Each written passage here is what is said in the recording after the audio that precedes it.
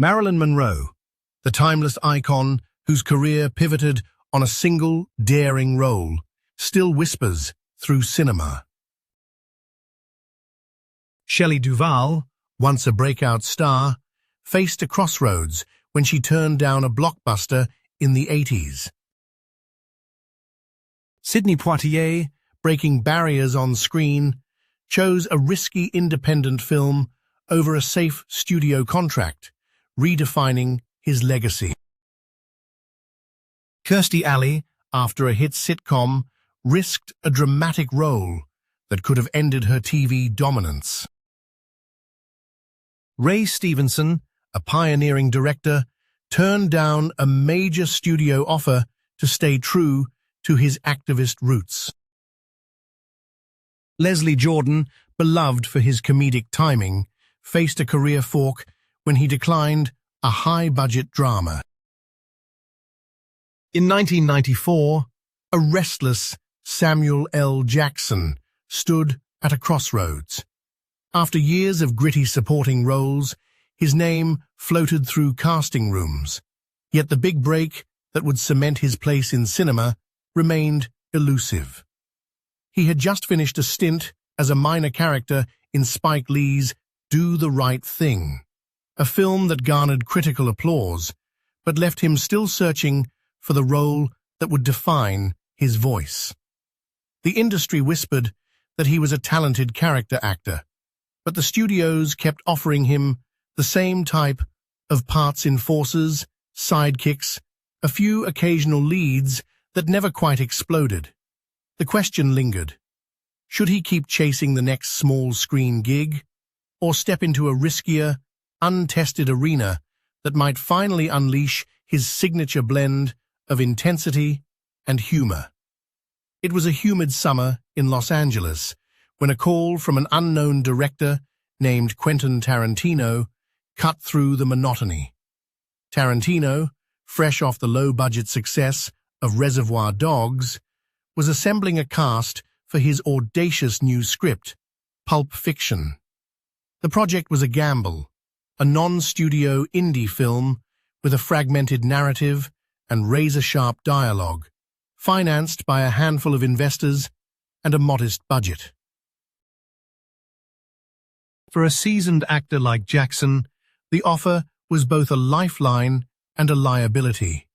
On one hand, the role of Jules Winnfield promised a monologue that could become iconic, a chance to wield language as a weapon. On the other, the film's unconventional structure and lack of studio backing meant there was no guarantee of distribution, let alone a career-defining moment. Jackson recalled the moment in a 1995 interview with Rolling Stone. "I was about to walk away from acting. I'd been doing the grind for so long, and the doors weren't opening. Then Quentin called, and I thought, what if this blows up? What if it doesn't?" The risk was real, but the possibility of finally having a role that mattered, something that let me bring my whole self to the screen, was too tempting to ignore. The decision to accept Jules was not made in isolation. Earlier in his life, Jackson had already faced pivotal forks. Growing up in Chattanooga, Tennessee, after his family moved from Washington, D.C., he discovered the power of storytelling through church sermons and the rhythms of blues and jazz that filled his home. He enlisted in the U.S. Army after high school, serving a tour in Germany, where he first performed in amateur theater productions, discovering a love for the stage that would later shape his career.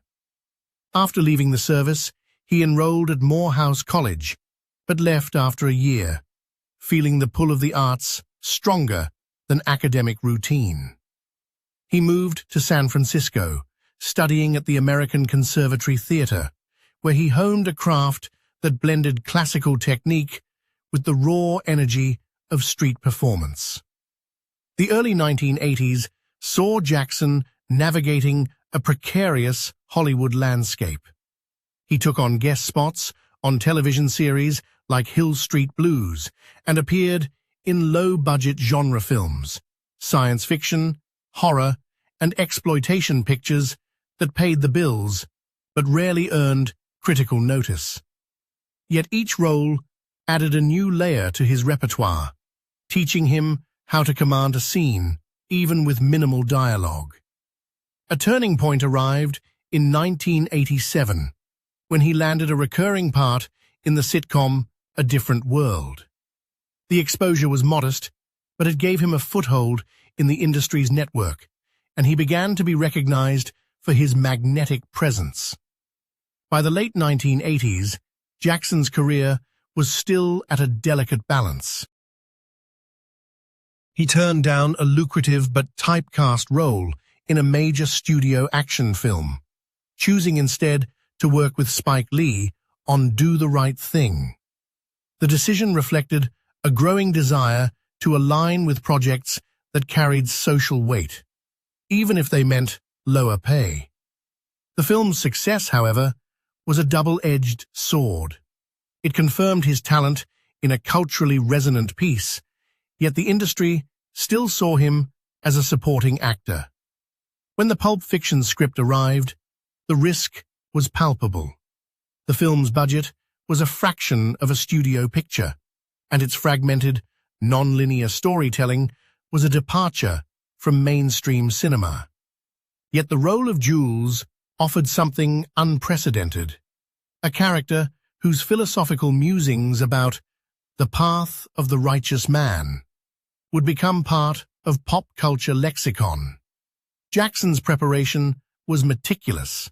He studied the script's biblical references, rehearsed the infamous Ezekiel 25:17 speech until it resonated with his own cadence, and infused the part with a blend of menace and charisma that felt authentic. The gamble paid off spectacularly. Pulp Fiction premiered at the Cannes Film Festival in 1994, winning the Palme d'Or, and the film exploded at the box office, becoming a cultural phenomenon. Jackson's performance earned him an Academy Award nomination for Best Supporting Actor, catapulting him from the periphery of Hollywood to the center of its conversation. The role unlocked a cascade of high-profile opportunities. He was cast as the Jedi Master Mace Windu in the Star Wars prequel trilogy, a role that introduced him to a new generation of fans and cemented his place in blockbuster history. He also became a staple in the Tarantino universe, appearing in subsequent films such as Jackie Brown and Django Unchained, each time delivering performances that balanced humor, gravitas, and an unmistakable swagger. But the turning point was not merely about fame. It reshaped his agency within the industry. With the credibility earned from Pulp Fiction, Jackson began negotiating for more substantive roles and taking ownership of his career trajectory. He co-produced films, lent his voice to animated features like The Incredibles, voicing the indomitable Mr. Indestructible, and championed projects that highlighted underrepresented voices. His public persona evolved from a hard-edged character actor to an outspoken advocate for diversity in Hollywood, using his platform to mentor emerging talent and speak candidly about the systemic challenges actors of color face. Today, more than 3 decades after that fateful summer call, Samuel L. Jackson remains a vibrant force in cinema. He continues to appear in major franchises, most recently reprising his role as Nick Fury in the Marvel Cinematic Universe, while also exploring independent cinema and theater. He maintains an active presence on social media, often sharing behind-the-scenes anecdotes and championing charitable causes, particularly those focused on education and the arts. In interviews, he reflects on the Pulp Fiction crossroads with a mixture of gratitude and humility, noting that the risk he took was the catalyst that allowed him to live a career defined not just by iconic lines, but by a relentless pursuit of artistic truth. The legacy of that turning point reverberates beyond Jackson's personal story. It illustrates how a single, daring choice, accepting an uncertain indie script, can reshape a career, influence an entire generation of actors, and alter the cultural landscape. The moment when Samuel L. Jackson stood at the edge of uncertainty, choosing to trust his instincts over safe convention, continues to inspire creators who grapple with similar crossroads.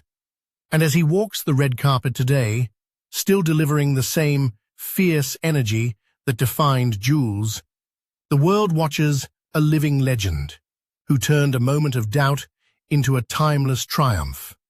His journey, still unfolding, reminds us that the most significant chapters are often written when the path ahead is unclear, and the courage to step forward can turn a single role into a lifelong legacy.